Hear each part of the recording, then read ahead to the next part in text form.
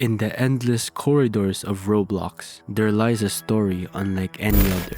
A world stitched together with fragments of nightmares and echoes of forgotten dreams. Today, we step into liminal spaces, the backrooms, and a haunting tale known only as a broken dream. What begins as a simple game soon unravels into something far darker and far more unsettling. It's December 2030 at Louisiana, USA. We are seen working as a low-salary dishwasher, living day to day, same routine, over and over again. Until we come across an ad offering mysterious dream pills. They claim they can help you escape your boring reality. You weren't sure that they would work, so you just dismissed it. But while washing dishes, the thought of those pills struck you so hard that you dropped them. This led to you getting fired on the spot. We're forced to walk home while it's pouring rain.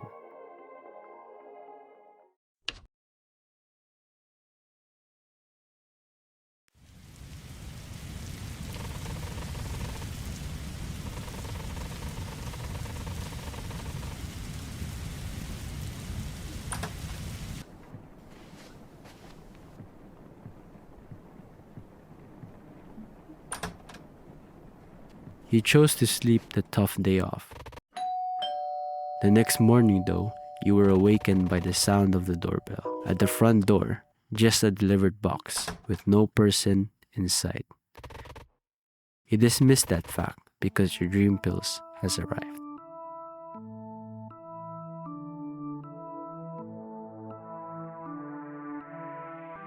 And it works, and you're suddenly inside your dream world, where your first peaceful dream is titled The Cloud Theater, where you're in a building that is as high as the skies. There's also no harmful monsters in this level. However, there is one entity just watching you from the opposite building, and he is known as Unknown Memory. He is seen throughout each level, just watching you until a certain level, which will be revealed later. In this dream, your goal is to activate these computers placed around inside the building and traverse to each building via the SkyTrain, which you recall in this tablet to then activate more computers. Throughout the level, we remark that we don't want to leave this place and that we don't want to have any nightmares during our sleep. Eventually, you reach the final building, the Cloud Theater itself, where there are more computers and your first discovery of the dream journals, poems you collect, and they express the feelings of what us, the main character, feels in each level or dream world we are in. I see myself falling through the clouds of an infinite sky. The wind is cool and the sunlight blisters through my eyes. It's almost if I didn't have to open my eyes and I'll still be in tranquility. It's almost if I didn't have to land or fear this place, but it has no stability. In my view, the first entry seems to talk about falling into deep sleep and dreaming. It feels like falling through clouds, as comfortable mattresses are known for feeling like clouds. Dreams have no flow. They are random, which explains the last part of the poem, where we don't have a place to land, we don't fear this place, and that it has no stability. After this discovery, we then activate the last computers to then suddenly go into our next dream. After the activation of the last computer, the scene shifts and we are in an elementary classroom. We then exit the classroom to explore the school. Outside the corridor of our class, we then spot a bathroom, which we remark as it has a weird design for a bathroom. It seems we've warped into the school early in the morning. The only way to progress through this is to find a clock around the school that can change the time. While exploring the place, we find one of the corridors with a series of rooms to enter. On the side, there is a guide map which leads us to the way of another discovery.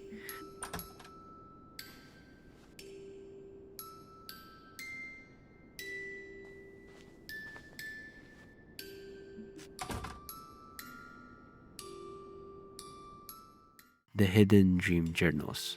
I rise at a preschool that I recognize. I could lay forever, like it was nap time. Blue light of early dawn bask on my hands while I smile, and I raise my childish hands to the ceiling as the crickets cry. The poem seems to talk about our early childhood days spent at preschool. We remark it as one of the peaceful times of our lives. It shows our innocence about everything during the time. Another Easter egg is the second spotting or mentioning of the unknown memory entity through a class activity drawing seen on the bottom corner. We then reach the cafeteria where we spot a glowing clock, which is our clue to moving time forward. We are then instructed to start moving the clock to 8:15 to start our school day. It also introduces the mechanics of leaning left and right, signifying that we'll be using it later in the future to look out for trouble. Once the clock has set, the school lights are suddenly turned on. We then head back to our class as school has just started. While walking back to class, we glimpse a graffiti marking the date as a happy 2015. 25 years in the past since we took that pill. While we walk back to class, the bulletin board has changed, hinting you to what happens later in the game. It also shows that we had a best friend in the past, but it is blurred with a bright light. We then enter our classroom. We are then introduced to our first friendly entity, Mrs. C, known as... What does the C in my name stand for? It stands for crazy.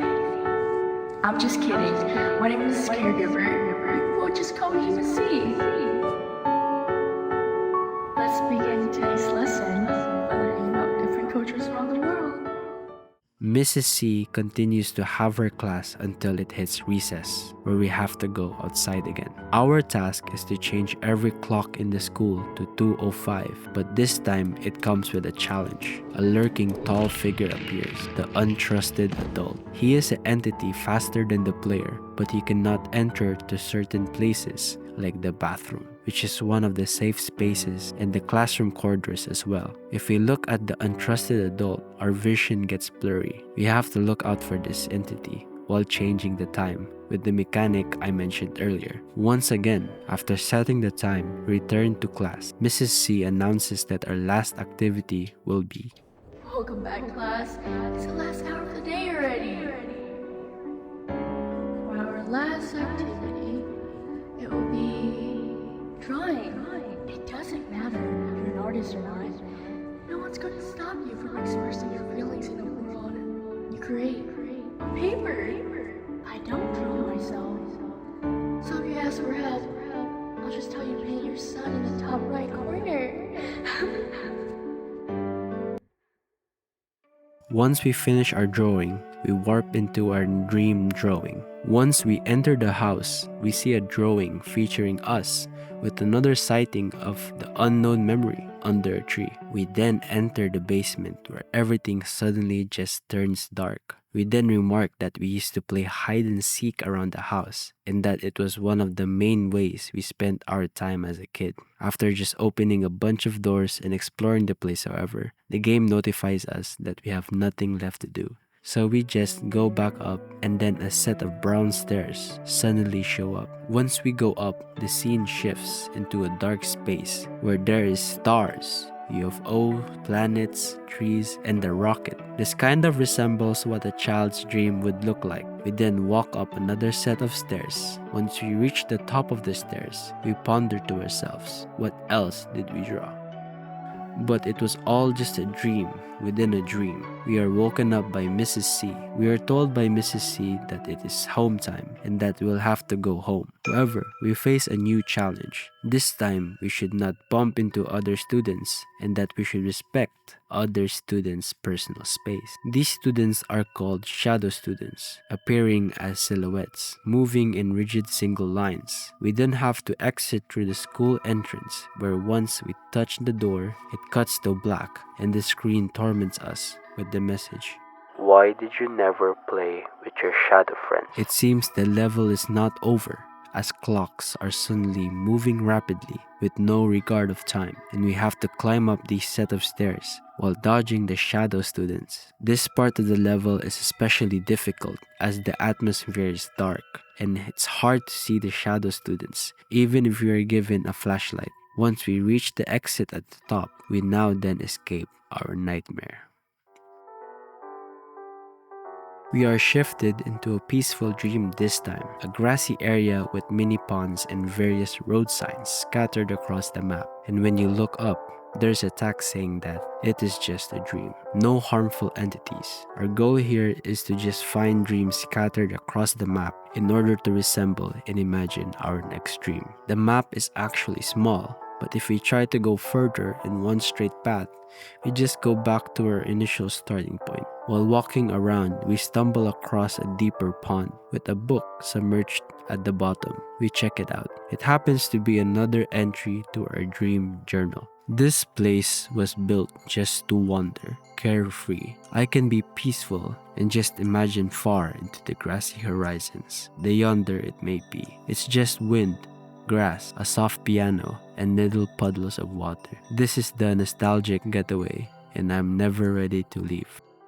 This is just a theory, but I think this poem could talk about the MC's life during the summertime or after school. My reason for this is because we just had to escape our memories of school, and now we're dreaming of a place that we call our nostalgic getaway. And that level is called Grassy Beach, like we go to the beach on summertime. However, this is just my perspective, so feel free to comment what you guys personally think. I'd love to see your suggestions. After finding all the memories, we go back to the I street sign to then remember.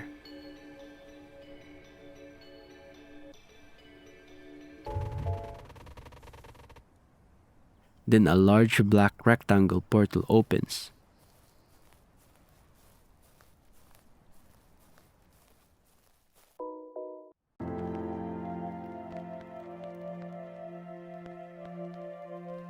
However, once we remember, the unknown memory is seen following us.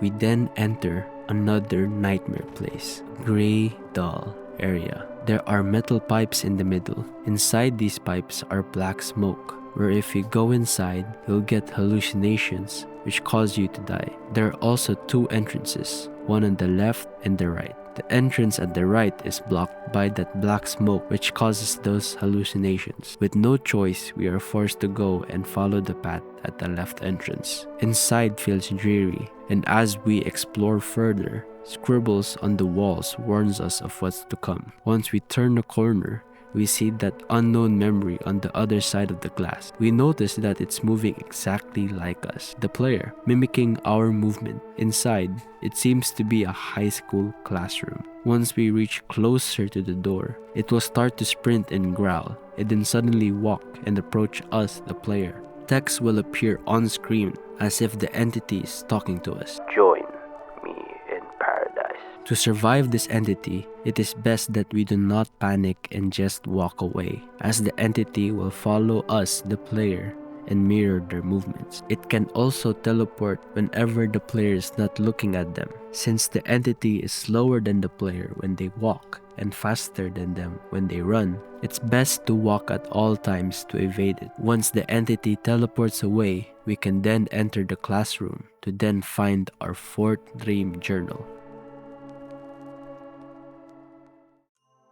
And when I open my eyes again, I am now in horror. All around me are concrete walls and pillars. The clouds disappeared, the sun disappeared.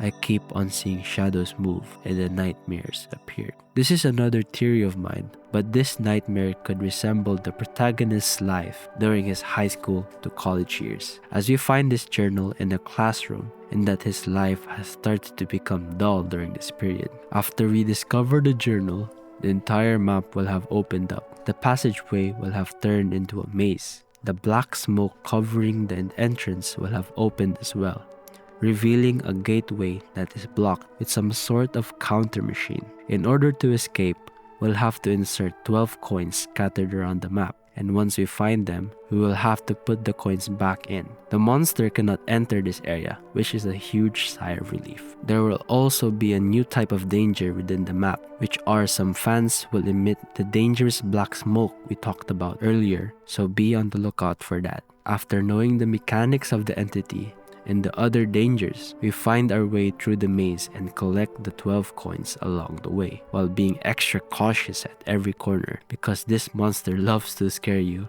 at every turn.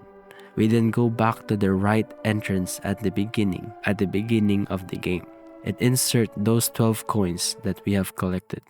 Once the gateway has opened, we then continue forward. On the turn, we spot a fire exit, which could be our clue towards progressing to the